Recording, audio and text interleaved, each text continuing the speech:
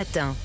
L'édito politique sur Europe 1 avec Le Figaro. Bonjour Alexis Brévet. Bonjour Dimitri, bonjour à tous. Plaisir de vous retrouver Alexis. Jean-Luc Mélenchon, accusé de dérapage antisémite, a dit qu'il était désolé d'avoir déformé par erreur la prononciation du nom de Raphaël Glucksmann. Est-ce que ça veut dire Alexis qu'il a compris que cette fois il était allé trop loin ? Vous plaisantez Dimitri. Ça veut dire ça veut simplement dire qu'une fois encore, il se moque du monde, qu'il est absolument sans vergogne et qu'il n'y a plus de limite à ses outrances, ni, disons le mot, à ses ignominies. Depuis l'effroyable pogrom du 7 octobre, qui a vu le leader des Insoumis basculer clairement du côté de l'antisémitisme, c'est à chaque fois le même scénario.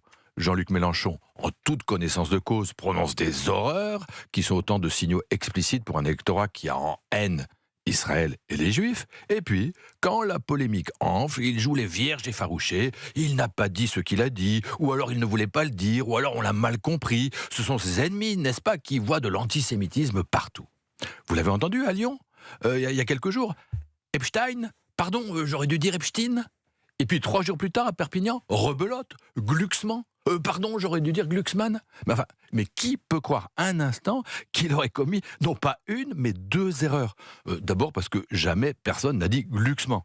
Ensuite parce qu'il a la manière dont il le dit. Ces trucs de vieux cabot qui prépare ses effets, qui ménage ses silences, qui laisse à son public le temps de s'esclaffer grassement.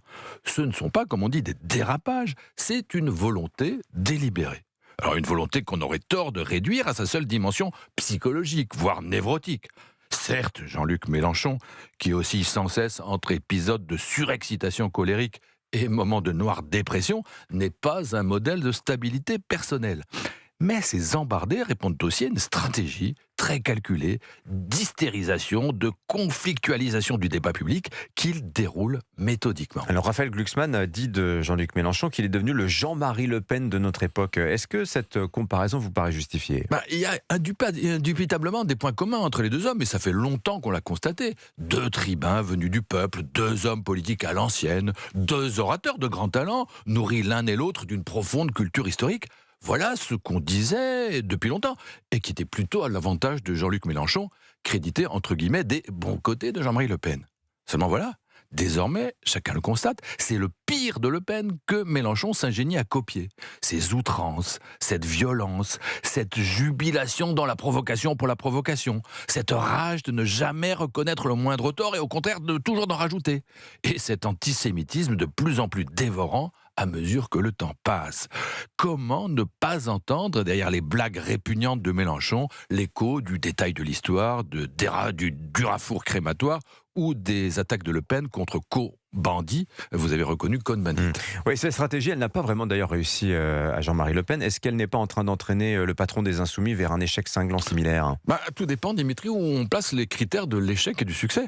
C'est vrai, les excès de Jean-Marie Le Pen durant les années 90 ont indubitablement ralenti l'ascension du RN vers le sommet du pouvoir. Mais enfin, ils ne l'ont pas empêché d'être présent au second tour de la présidentielle de 2002. Oui. Alors, pour faire 18% mais enfin, il y était. On a beaucoup dit que Jean-Marie Le Pen, au fond, ne souhaitait pas exercer le pouvoir. Mais Jean-Luc Mélenchon le veut-il davantage ? Une victoire du RN, dont objectivement il fait le jeu aujourd'hui, est-elle vraiment de nature à lui déplaire ?